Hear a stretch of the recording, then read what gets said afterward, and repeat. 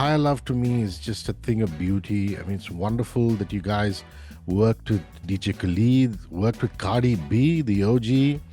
For us to find out that the song was in Smurfs was like, oh my god, like By the way, Rihanna complimented Subi's jhumkas. All right, India represent. We're so proud of these two ladies, and apart from them, Desi Trill and India Connect, and we're going to talk about the Indian Connect and Desi Trill along with Natania and Subhi. Hello, ladies! Many congratulations on the success of the Smurfs movie soundtrack. It's blaring on all my playlists. We're playing the tracks on the radio, and we're very happy for your success. Thank you so much. thank you. Okay, I'm going to start at first the composition of it. First, talk to me about Indian Connect, of which the two of you are a part of, and also Desi Trill, and how they both came about.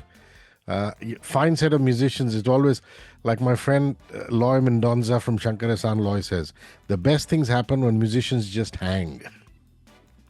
That's literally what happened. Yeah, man, you nailed it.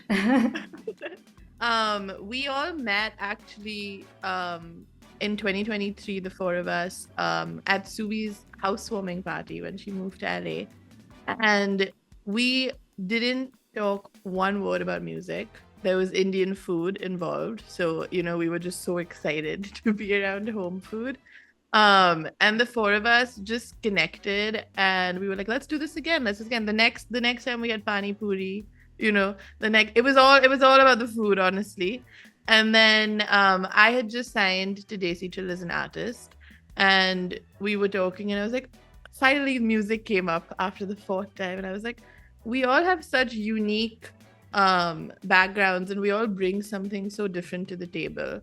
So we were like, why don't we try doing a session, and getting into the studio.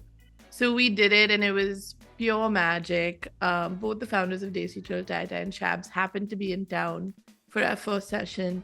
So they actually came and heard what we did, and we all just connected in such a beautiful way.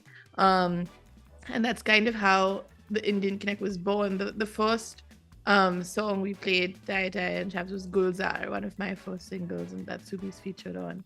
And from that day, I think they heard that, and then they were like, we should make this a whole collective. And I remember Tyla was like, oh, we should call you the Indian Connect, and we were like, yeah. And then four of us became best friends, and now we work and live and do everything together, and it's amazing. Yeah, here's to more pani puri. So name the other two. Name the boys. So it's Aman. Oh, go ahead, babe. No, go ahead. It's Aman Maroney and Zeke. Aman and So Zeke. they both are, yeah, Aman and Zeke. It's the four of us, and like Natanya said, it just happened by chance. It was literally luck by chance, I'd say that. And by the third day of us working on our first song, we had publishing deals with Desi Trill. It was like a fairy tale that just kept going on, touch wood, and here we are today, where we've worked on all these Smurf songs, and very, very grateful. All right. I want to tell everybody who's living under a rock, whoever's watching or listening to this interview, these ladies are not just singer-songwriters, they're also composers. So if you go through the credits of the Smurfs soundtrack, you will find that they've sung on it, they've written on it, and they've also composed stuff. So I'm going to actually try and do a track-by-track breakdown. High Love to me is just a thing of beauty. I mean, it's wonderful that you guys worked with DJ Khalid, worked with Cardi B, the OG, and I mean, it shows my age, but you've done your own take on a beautiful Belinda Carlisle lyric, which I've loved from Heaven is a Place on Earth. And you've made it your own because you've added your own lyrics and your own poetry and things like that. So take me through the making of High Love. So basically, I think about 2 or 3 years ago, I was in the studio with 2 or 3 friends, and as a joke, the producer, because we were playing the same chords as Heaven is a Place on Earth, and as a joke, he just started singing it, and I was like, wait, should we flip that and make that something? So we actually ended up doing it, and it was full English at first. And I loved the demo. I would play it in every meeting. I would be like, there's something special here. And then I think about a year later, I was like, oh, maybe we should add a whole Punjabi section into this, because the whole song has so much joy and celebration. So I just felt like it was calling for that. And obviously there was no one else on my mind other than Suvi. And Zeke came as well. And we got into the studio. It was pure magic. Like that.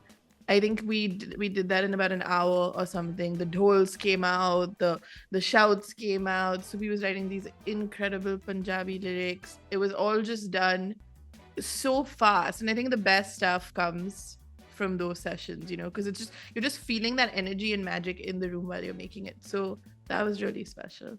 Yeah, which actually segues very beautifully into my next question, because I imagine Lalwani is a Sindhi surname. So Sindhi from Bombay, and Subi, are you Khanna? Is that your Yes, maiden I'm a name? Khanna. A Khanna from Delhi. That's as Punjabi as it gets. So, And my mom is from Amritsar, so that is as oh, Punjabi as it gets, I would say. so how does the breakdown work? Does Subi take all the Punjabi lyrics and the Hindi lyrics, and Natania, do you chip in with the English lyrics, or it can be anybody at any point in time? How does it work in the room? I definitely do not contribute to the Punjabi lyrics. Subi. I'll sometimes I'll say gibberish, or I'll sometimes be like, oh, this is kind of what we want to say. How do we say this? Or it's always like back and forth, and she does the same thing with English, and it's kind of just a whole collaboration. But Subi is like pure genius when it comes to like her Punjabi. Like, you know, I'll say something in English and then she'll say something in Punjabi, and it's like I'll be like, oh, the sun is out today, and then she'll be like, 1,000 suns have come into your head. I'm like, how did you just think of that? Like, that's crazy.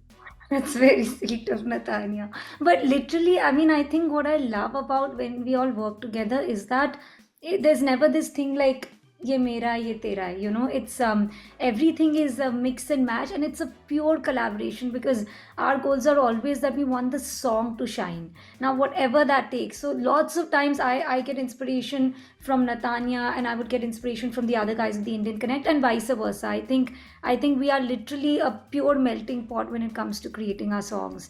And what I think was magical with Higher Love is that when we were creating, we didn't know it was for Smurfs. And I think that's why, Wow. yeah, we had no idea we are writing for. We just wrote the song because it was just like Natanya said, there was so much synergy in the room, and we all came together. So for us to find out that the song was in Smurfs was like, oh my God, like एकदम दिल से लिखा था, और it got into the movie. So How lovely is that?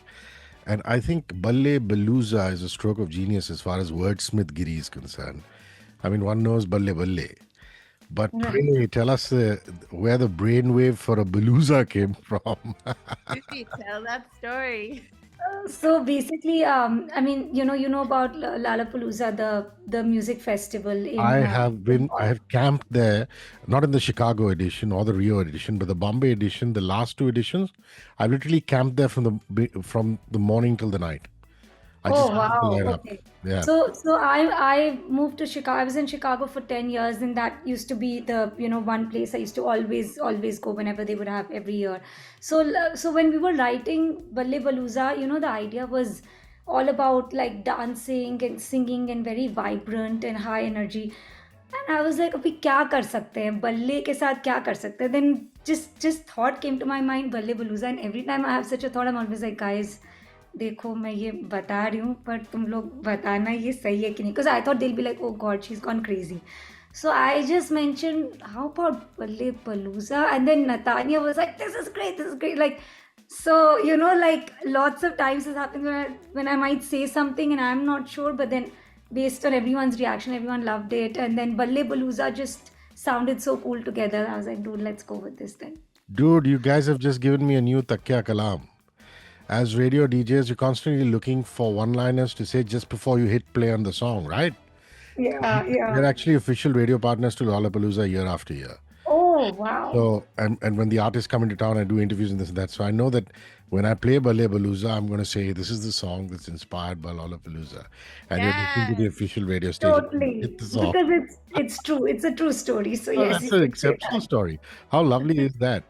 So, apart from all the tracks that you guys have done in which you've worked on with Indian Connect, I find it fascinating that you have actually worked on the Tyla track. I mean, to me, Tyla is one of the most exceptional artists to have hit the world of pop music, R&B music, these last 5 years. I mean, she's wonderful.